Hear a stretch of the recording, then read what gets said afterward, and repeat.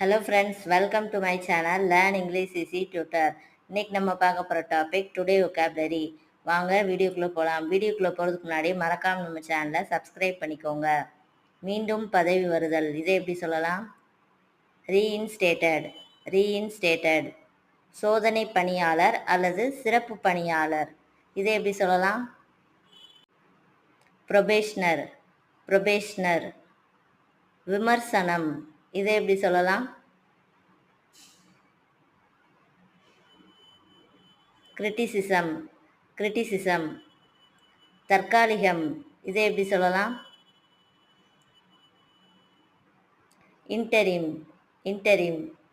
Video பிடிச்சிருந்தா like பண்ணிவிட்டு இந்த ரீலை உங்கள் ஃப்ரெண்ட்ஸுக்கும் ஷேர் பண்ணுங்கள். இதே மாதிரி இன்ட்ரெஸ்டிங்காக இங்கிலீஷ் கற்றுக்கணும்னா நம்ம சேனலை சப்ஸ்கிரைப் பண்ணிக்கோங்க. தேங்க்ஸ் ஃபார் வாட்சிங்.